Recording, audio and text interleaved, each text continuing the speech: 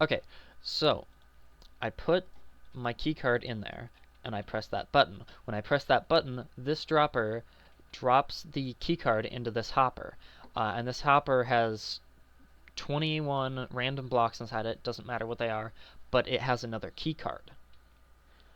And it has 22 items in it right now, so it's outputting a low signal strength, not a lot of signal strength. But when I press my button and my keycard goes in there, it'll make 23 items, and that'll be just enough signal strength to power this. This runs into this block, and that does two things. One, it powers this dropper. There's another random item in this dropper, and when I power it, it'll switch from this dropper to this dropper. It'll also power this piston, and once this piston is powered, this redstone torch will unpower, and this redstone torch right now, it's powered, so it's keeping this hopper locked.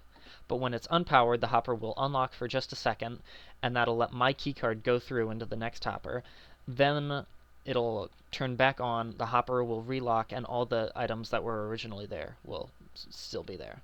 And then my keycard will go around over here into the collection chest.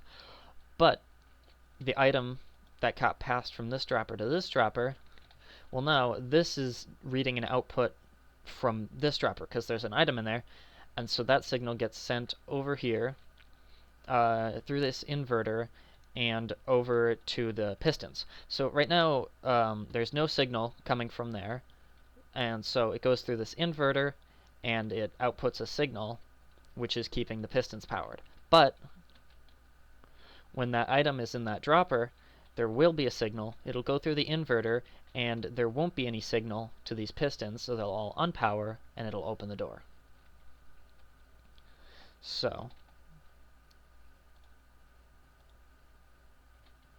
keycard went through, and now I wait over here for the keycard to come through, and now there it is.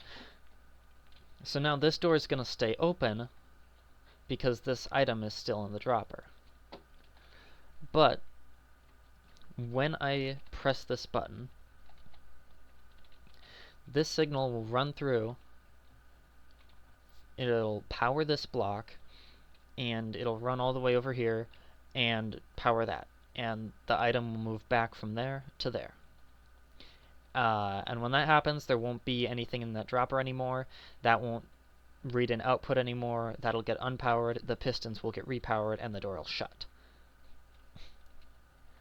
So, when I push this button, the door shuts. So now that the door is shut, this is powered again. And this, I'm also running a signal to that piston and to that piston. The signal I run up to this piston is run through an inverter, so when there's power to that, there's no power to this, and when there's power to this, there's power to this. So,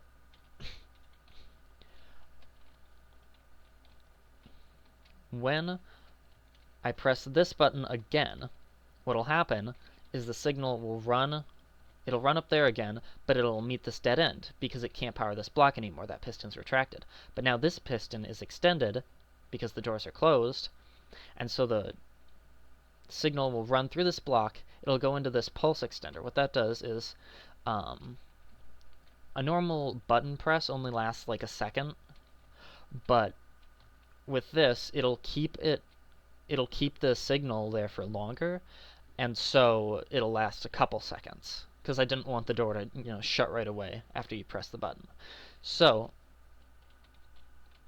that runs over to this, and as long as that pulse is extended, this will be powered, and the pistons will be off, the door will be open. I'm also running a line up here into this block, powering this, to keep that piston from extending, because if it does, the block will swap back, and the doors will shut again. So, when I press this button, the doors will open for a couple seconds, letting you leave, and then they'll shut again. And that's how this whole thing works. Before, it was like just this part, and it wasn't too bad, it worked, but then I was like, oh yeah, I need a way for people to get out. And so I had to add a second functionality to this button, and that for some reason, just messed it up so bad. Like, sometimes I'd press the button, and this would just start, like, cycling. It wouldn't extend the pulse, it'd just cycle, so the doors would, like, open and shut really fast. And that was no good. And the way I finally fixed that, I troubleshot, I I eventually put this repeater right here. That's all I did. All I changed. And then it worked. I don't know why that did anything at all. Like, the signal was reaching there fine before. I don't know why a repeater, I don't know if it was just an extra tick of delay. I've no clue why it works, but yeah, it works now, so that's cool.